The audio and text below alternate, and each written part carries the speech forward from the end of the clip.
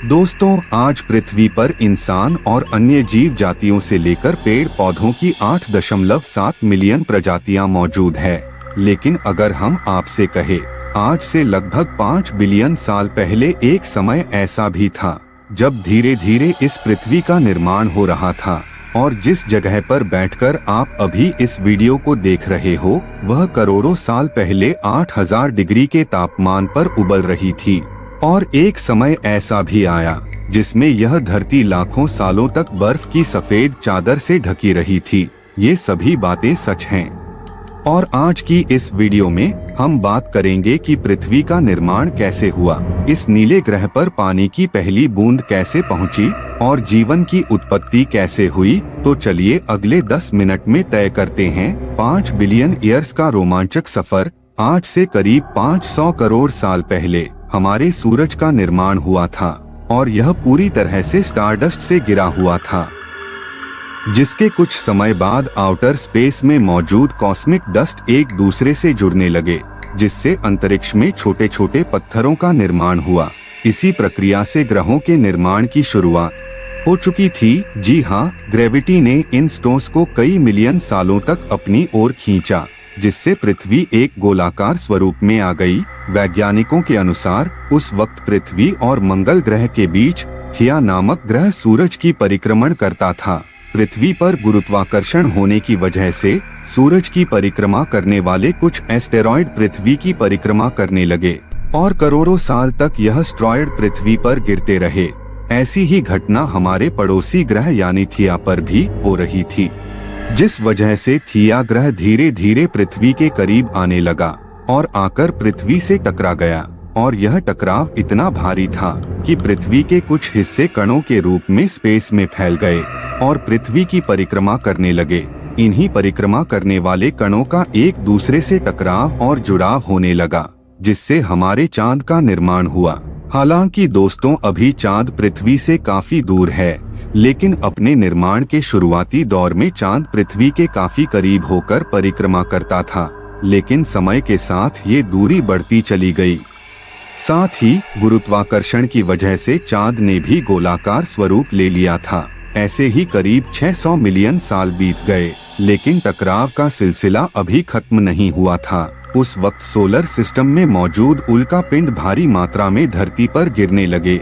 ये उल्का पिंड अपने साथ पृथ्वी पर नमक, मिनरल्स और बर्फ के रूप में पानी लेकर आए और करोड़ों सालों तक इन उल्का पिंडों की बारिश से पृथ्वी की सतह पर पानी की भारी मात्रा इकट्ठा हो गई। इस तरह साथियों, पृथ्वी पर पानी की पहली बूंद लाने वाले ये उल्का पिंड ही थे।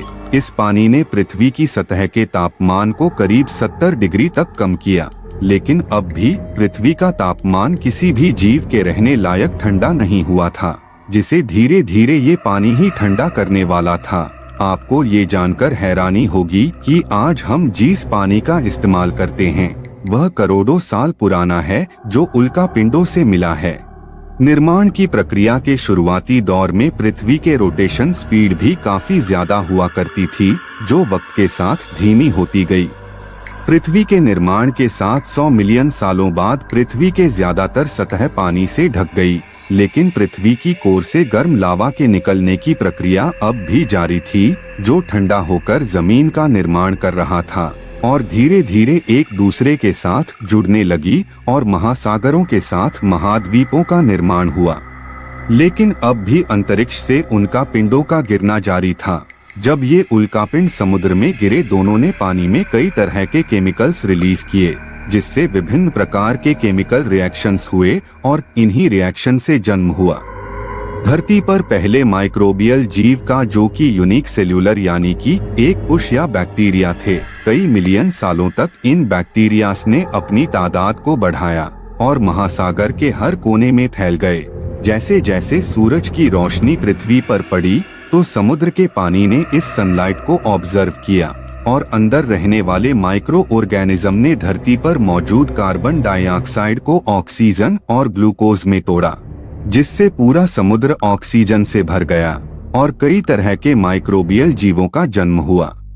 कुछ समय बाद पानी में मौजूद ऑक्सीजन ने ऊपर उठना शुरू किया और एटमॉस्फेयर के निर्माण में भूमिका निभाना शुरू किया। इसी तरह 2 बिलियन साल बीत गए और पृथ्वी पर ऑक्सीजन की मात्रा काफी बढ़ चुकी थी। वहीं दूसरी ओर हमारी पृथ्वी के रोटेशन स्पीड भी कम हो गई थी। इस वक्त पृथ्वी पर जीवों के रहने लायक हालात बन चुके थे।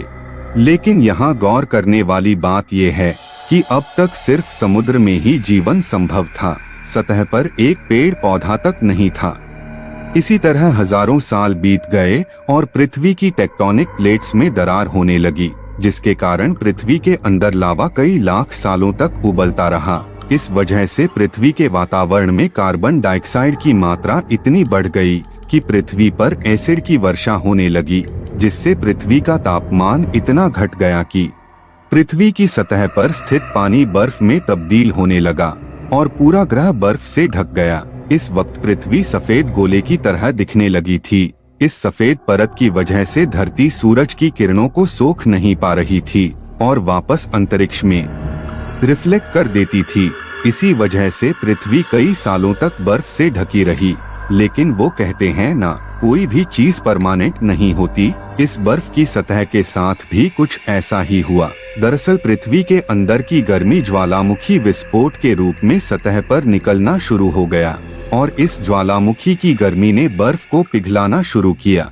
इसी बीच गहराई में बचे माइक्रोबियल जीव ऑक्सीजन का इस्तेमाल करके अपने शरीर को बड़ा करना सीख चुके थे। उनका इवोल्यूशन शुरू हो चुका था। वहीं पानी में भी छोटे छोटे समुद्री पौधे निकलना शुरू हो चुके थे। ज्वालामुखी के विस्फोट से वातावरण में एक बार फिर कार्बन डाइऑक्साइड ने एटमॉस्फेयर में अपनी जगह बना ली। बर्फों के पिघलने से सूरज की किरणें और बर्फ में केमिकल रिएक्शन हुआ, जिससे वातावरण में ऑक्सीजन की मात्रा भी बढ़ गई। कई हजारों सालों तक एसिड रेन से लेकर ज्वालामुखी विस्फोट तक की प्रक्रिया ऐसी ही चलती रही। लेकिन ऑक्सीजन बढ़ने की वजह से एसिड रेन कम होने लगी और पृथ्वी का तापमान भी ठीक होने लगा। इस प्रक्रिया में समुद्र की गहराई में रहने वाले जीवों का विकास होने लगा।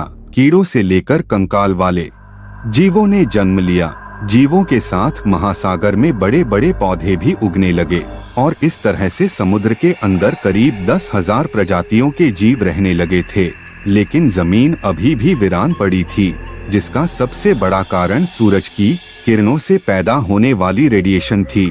लेकिन पानी और वातावरण में मौजूद ऑक्सीजन का रेडिएशन के साथ रिएक्शन हुआ, जिससे ओजोन गैस का निर्माण हुआ, जिससे धीरे धीरे करके पृथ्वी को चारों ओर से कवर कर लिया। इस ओजोन परत ने सूरज से आने वाली हार्मफुल रेडिएशन यानी पराबैंगनी किरणों को पृथ्वी के वातावरण में प्रवेश करने पर रोक लगा दी। साथियों, आज से करीब 375 मिलियन साल पहले जमीन पर पहला पौधा उगा और धीरे धीरे धरातल पर भी समुद्र की तरह ही अलग अलग किस्म के पेड़ पौधों का विकास हुआ। साथ ही समुद्र में मछलियों और दूसरे जलीय जीवों का विकास भी हो चुका था। आपको यह जानकर हैरानी होगी, इन जलीय जीवों के पैर धीरे धीरे विकसित हुए। उन्होंने पहली बार जमीन पर कदम रखा और यहीं घर बनाकर रहने लगे, जिसके बाद इनका समय के साथ इवोल्यूशन होता गया और कई तरह के जीव जातियों का विकास हुआ, जिसकी शुरुआत लैंडरपडायल से हुई थी और इनके एवोल्यूशन से कई तरह के डायनासोर्स ने जन्म लिया। दूसरी ओर प्रकृति ने कई बड़े बड़े जंगलों का निर्माण किया था, जो इन डायनासोर अन्य जीवों का घर हुआ करते थे।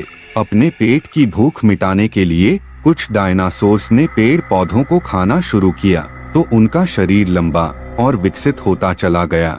वहीं जिन डायनासोर्स ने शिकार करना शुरू किया, उनका शरीर छोटा और फुर्तीला बनता गया और अपनी सूझबूझ से डायनासोर्स चारों ओर फैल गए और राज करने लगे। वही इनके अलावा अन्य वन्य जीव भी विकास की इस प्रक्रिया में प्रगति कर रहे थे। इसी तरह पृथ्वी के साथ साथ जीवों का भी अलग अलग रंग रूप में इवोल्यूशन होता रहा और आज धरती पर इंसानों के साथ 8.7 मिलियन प्रकार की जीव जातियां रहती है। यह विकास की प्रक्रिया तो आज भी जारी है और आगे भी जारी रहेगी। तो दोस्तों, पृथ्वी के निर्माण से लेकर जीवन की शुरुआत तक का सफर आपको यानी 5 मिलियन सालों का सफर कैसा लगा, कमेंट करके जरूर बताएं। और वीडियो पसंद आया हो तो इसे एक लाइक जरूर करें और जो पहली बार हमारे चैनल पर आए हैं वह हमारे चैनल को सब्सक्राइब जरूर कर लें। ताकि आपको ऐसी ही वीडियो का नोटिफिकेशन मिलता रहे और इसे अपने दोस्तों के साथ शेयर करना ना भूलें। मिलते हैं एक नई जानकारी के साथ अगले वीडियो में, तब तक के लिए धन्यवाद।